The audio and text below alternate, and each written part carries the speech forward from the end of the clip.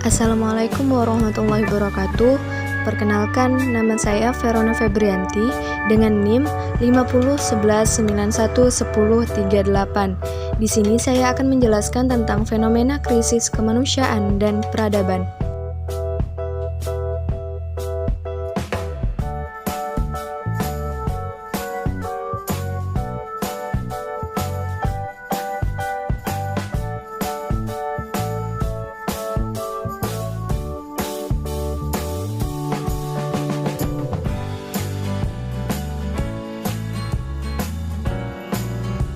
Apakah kalian tahu apa yang dimaksud dengan krisis kemanusiaan dan krisis peradaban?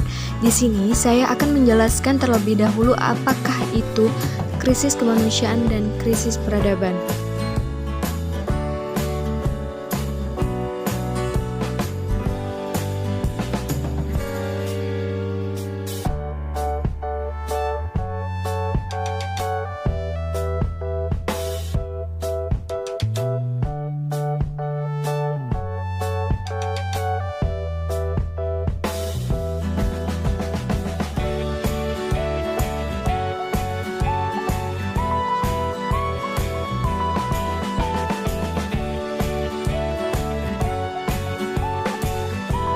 Dikutip dari Internews 2014, krisis kemanusiaan merupakan sebuah situasi dengan penderitaan manusia yang berada pada tingkat tinggi, dasar-dasar kesejahteraan manusia yang berada dalam bahaya, dan mencakup skala yang besar.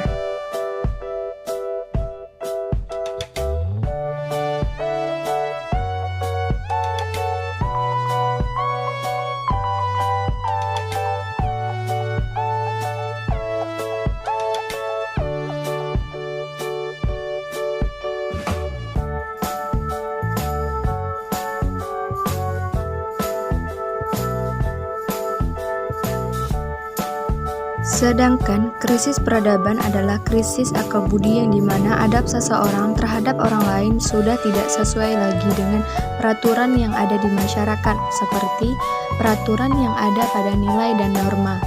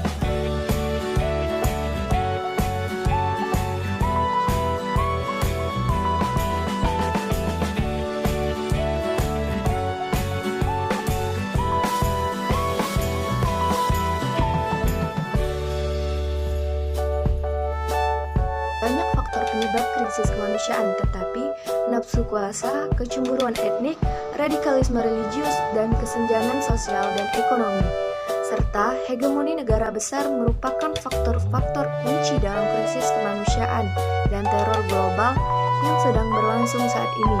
Sedangkan yang dikutip dari Internews 2014, terdapat 3 kategori penyebab krisis kemanusiaan. Pertama, faktor bencana alam, yaitu adanya bencana alam seperti banjir, gempa bumi, dan sebagainya sebagai penyebab dari krisis kemanusiaan. Contoh dari krisis kemanusiaan ini ialah banjir di Pakistan pada tahun 2010, tsunami di kawasan Asia pada tahun 2004 dan 2005, dan lain sebagainya. Faktor yang kedua ialah kompleks emergency, yaitu adanya konflik yang memicu krisis kemanusiaan. Contoh dari krisis kemanusiaan dalam kategori ini adalah genosida di Rwanda pada tahun 1994 dan sebagainya. Ketiga adalah krisis yang menyangkut masalah kesehatan, industri, dan finansial. Contohnya adalah Bhopal, gas tragedi tahun 1984, krisis harga pangan yang melanda berbagai negara pada tahun 2008, dan sebagainya. Dikutip dari Internews 2014. Teknologi telah begitu maju sehingga mengakibatkan zaman semakin dinamis. Paradigma yang tertanam adalah kecepatan, informasi bertukar begitu cepat, mobilitas manusia yang cepat, dan perubahan-perubahan lain yang terjadi dengan cepat. Manusia seolah-olah mencapai pada peradaban terbaik akibat segala kemudahan yang kini berada dalam genggamannya. Namun sangat disayangkan, ada hal yang tak berbanding lurus dengan kemajuan tersebut. Salah satunya adalah kemanusiaan. Harga yang begitu mahal ketika kemajuan teknologi justru berbanding terbalik dengan kemanusiaan. Pada masa Renaissance terdapat sebuah aliran filsafat bernama humanisme. Humanisme adalah aliran filsafat yang mengedepankan nilai dan martabat manusia di atas segalanya. Gerakan ini dilatar belakangi ketika doktrin agama menancap begitu kuat sehingga menghegemoni segala bidang kehidupan. Pada masa ini terjadi begitu banyak dehumanisme, salah satunya adalah hak kebebasan berpikir dan penentuan benar atau salahnya sesuatu hal. Karena kewenangan ranah tersebut hanya dimiliki oleh otoritas keagamaan saja. Ilmu pengetahuan terhambat kemajuannya, maka tak jarang zaman ini disebut abad kegelapan. Dengan realitas yang begitu pahit, maka gerakan humanisme dimulai dengan menerjemahkan kembali karya-karya filsafat Yunani dan Romawi. Kebebasan berpikir yang sebelumnya dilarang kini sudah kembali beredar, sehingga banyak menghasilkan pengetahuan yang menjadi tonggak peradaban modern, dan dampaknya masih kita rasakan sampai saat ini. Kita bisa melacak bahwa tonggak peradaban modern lahir atas dasar rasa kemanusiaan yang begitu tinggi, atau kita bisa dikatakan bahwa ide besar yang mendasari zaman tersebut adalah nilai kemanusiaan. Namun justru nilai kemanusiaan yang mendasari pada era kini perlahan mulai luntur. Selain krisis kemanusiaan yang melanda manusia modern juga memiliki masalah lain, yaitu krisis eksistensi dan esensi. Krisis eksistensi terjadi ketika seseorang tidak mampu mengaktualisasikan potensi yang dimiliki, atau dengan kata lain, ia tak mampu mengenali jati dirinya. Faktor eksternal penyebab dari terjadinya fenomena ini adalah kecenderungan seseorang yang mudah mengikuti tren tertentu. Tren merupakan simbol yang kerap menunjukkan status sosial seseorang, dan terkadang memunculkan sebuah pertanyaan bahwa ketika seseorang tidak mengikuti tren, maka ia akan dikatakan tidak update, yang akhirnya memunculkan ketakutan untuk menjadi diri sendiri, padahal apa yang digemari oleh banyak orang belum tentu baik untuk kita. Tren lahir dari kemajuan teknologi yang kemudian dimodifikasi oleh sistem kapitalis sehingga menghasilkan produk tertentu, dan akhirnya lahirlah konsumsi simbol. Orang-orang yang mudah mengikuti akal kebanyakan orang tanpa melakukan filterisasi akan sulit menemukan kesejatian diri. Jika seseorang sulit menjadi dirinya sendiri, ia akan mengalami tahap berikutnya, yaitu krisis esensi. Krisis esensi terjadi ketika seseorang berpandangan bahwa hidup ini tak memiliki makna dan dia sendiri tak memiliki tujuan hidup.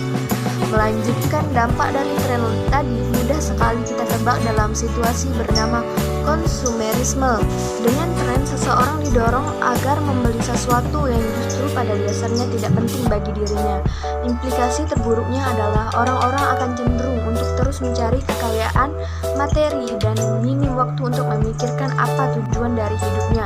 Mereka hanya mendapatkan kebahagiaan semu dan akan terjebak terjebak dalam keadaan nihilisme, yaitu berpandangan bahwa hidup tak memiliki makna. Jika hidup hanya sekedar mencari makan, tentu binatang juga demikian. Tentu manusia dengan keistimewaan akalnya menandakan bahwa hidup di dunia tidak hanya untuk mencari makan lalu mati. Dengan perkembangan teknologi yang kian cepat, perkembangan sains pun semakin pesat. Dengan kemajuan teknologi tersebut, kemudian ditemulah nuklir, justru yang menimbulkan ketegangan antara negara-negara seperti yang terjadi ketika Perang Dingin antara Amerika Serikat dan Uni Soviet. Kemudian kemajuan ilmu biologi. Dengan kemajuan teknologi tersebut, kemudian ditemulah nuklir, justru yang menimbulkan ketegangan antara negara-negara seperti yang terjadi ketika Perang Dingin antara Amerika Serikat dan Uni Soviet. Kemudian kemajuan ilmu biologi yang mencoba melakukan rekayasa genetika, atau yang sempat ramai dibicarakan, yaitu artificial intelligence atau kecerdasan buatan, yaitu ketika peran guru, dokter, dan pekerjaan lainnya digantikan oleh robot. Sains memang memiliki dampak positif dan negatif. Disinilah tanggung jawab sosial seorang ilmuwan agar dituntut menggunakan ilmu dengan sebaik-baiknya untuk kemaslahatan umat manusia.